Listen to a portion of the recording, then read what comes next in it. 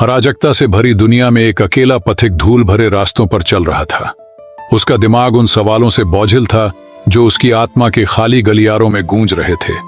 जैसे ही वह अस्तित्व की पहेली से जूझ रहा था, दुनिया का भार उसके कंधों पर आ गया।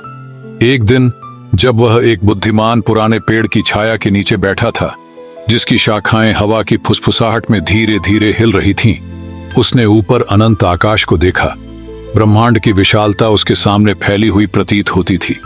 समय के ताने बाने में बुने हुए तारों और आकाश गंगाओं की एक छाया। और उसने कहा, मैं इस दुनिया में लक्ष्यहीन रूप से क्यों भटकता रहता हूं? वह पेड़ से फुसफुसाया। उसकी आवाज में निराशा का भाव था। मैं कब तक पागल बना रहूंगा? एक बाहरी दुनिया के सामने अपनी सच्चाई चिल्लाता रहूंगा जो सुनने से इनकार करती है। पेड़ में हलचल हुई। उसकी पत्तियां धीरे धीरे सरसरा रही थीं, मानो उसके शब्दों का जवाब दे रही हों।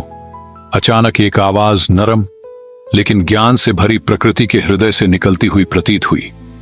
हे यात्री, जब सत्य तुम्हारे भीतर निहित है तो तुम संसार की अज्ञानता पर विलाप क्यों करते हो? संसार तुम्हारे शब्दों के प्रति बहरा हो सकता है, लेकिन ब्रह्मांड तुम्हारी आत्मा की फुसफुसाहट सुनता है। चौंक कर पथिक ने आवाज के स्रोत की तलाश में चारों ओर देखा और फिर मानो किसी अदृश्य शक्ति द्वारा निर्देशित होकर उसने अपनी आंखें बंद कर लीं और अपने भीतर गहराई से उतर गया। अपने अस्तित्व की शांति में उन्होंने शांति और स्पष्टता का एक स्रोत, दिव्य प्रकाश का एक भंडार खोजा जो हमेशा उनके भीतर रहता था। नई समझ के साथ उन्होंने एक बार फिर दुनिया के प्रति अपनी आंखें खोली।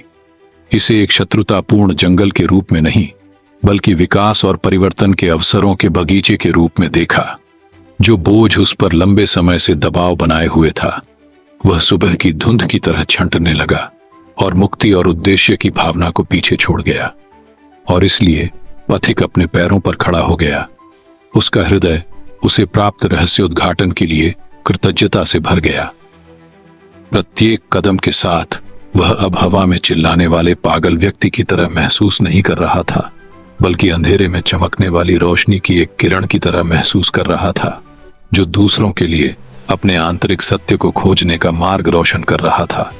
जैसे जैसे उन्होंने दुनिया भर में अपनी यात्रा जारी रखी, बुद्धिमान बूढ़े पेड़ की फुसफुसाहट उनके दिल में गूंजती रही, जिससे उन्हें अपने आंतरिक ज्ञान को अपनाने और इसे करुणा और प्रेम के साथ साझा करने का मार्गदर्शन मिला।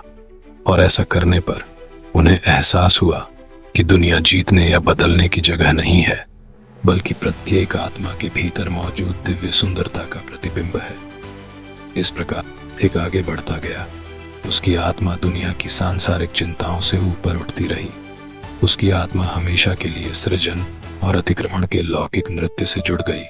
और उस पल में वह जानता था कि वह अब दुनिया के सामने अपनी सच्चाई चिल्लाने वाला पागल नहीं होगा, बल्कि ब्रह्मांड के शाश्वत गीत के साथ गूंजते हुए शांति और प्रेम का दूत बनेगा।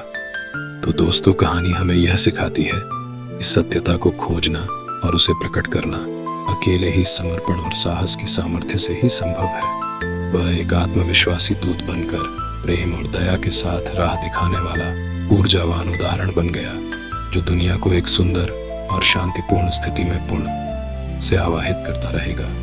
इस संदेश से हमें एक दूसरे के आत्मक अर्थ की गहराइयों का सम्मान करने और प्रेम, समर्पण एवं समर्थन के माध्यम से सहानुभूति के मार्ग पर चलने के महत्व को पुनः स्मरण करती है।